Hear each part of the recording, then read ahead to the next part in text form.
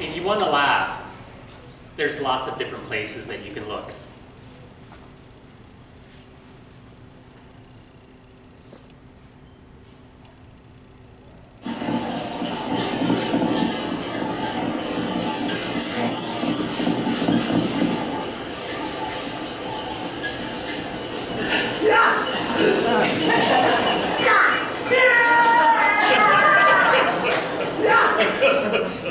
One laugh, I'm done here.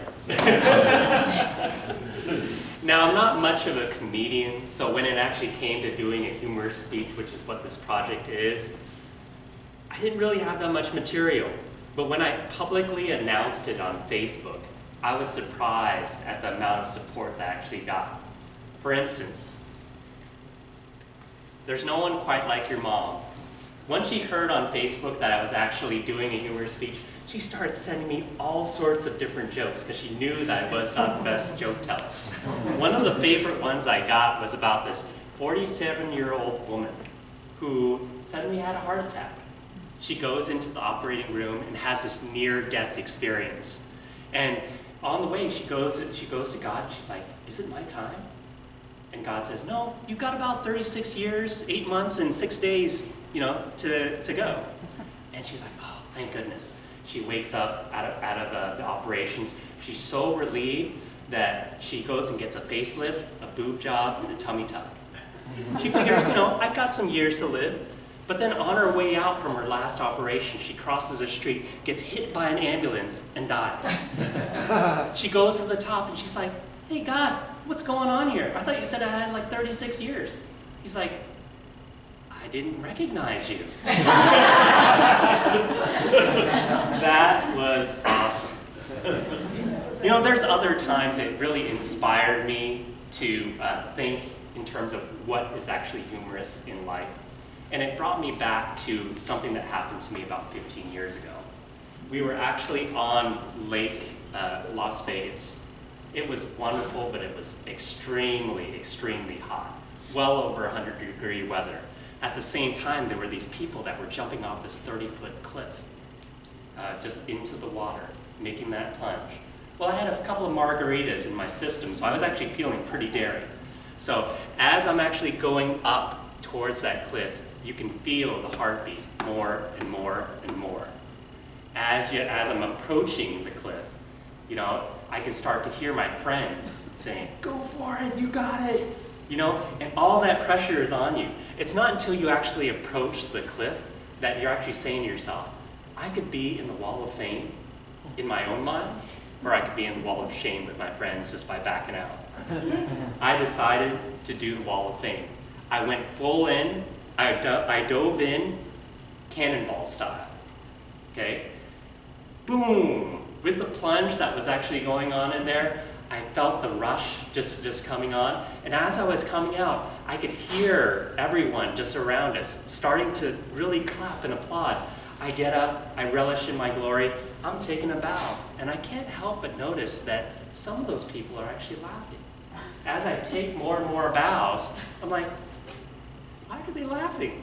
And suddenly I start to realize after the adrenaline rush is going that there's something with doing a cannonball that you just don't want to have. Suddenly I notice the split in my pants and I'm like, oh my God. So it's something that you gotta laugh at, but it's probably a memory that I won't soon forget. Who here has children? Okay, now you know from the time that they were growing up that one of the hardest things that you can do is to get your child to sit still. And that was a classic thing with my daughter. About a year ago, we were trying to get her to eat her vegetables, be able to sit down, and she would just keep on getting up and getting down, running back and forth. And I'm like, that serious routine that I was trying just is not gonna work. So what do? Well, you gotta relate to their level. And suddenly, out came the panda. And this panda loves to talk. He just loves eating vegetables and he loves eating everything. Why don't we just go ahead and sit down for a little bit of while?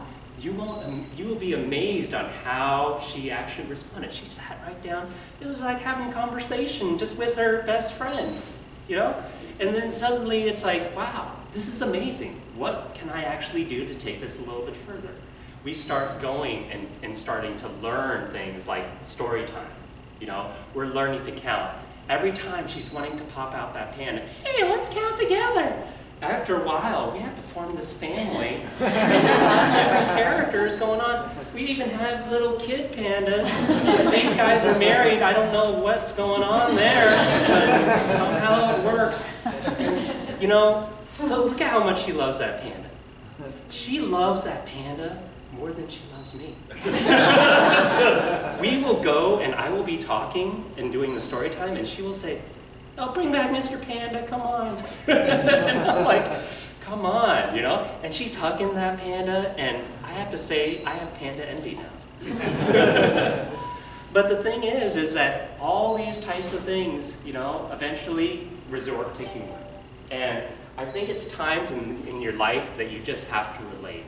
When it comes to humor, there's lots of different places that you can go, and you don't have to procrastinate about it. It can come in a joke that someone tells you, and you actually remember it. It can come in the moments of your life where you'd rather forget, or it can come in those everyday moments where you feel that life is worth living, just because of those small differences.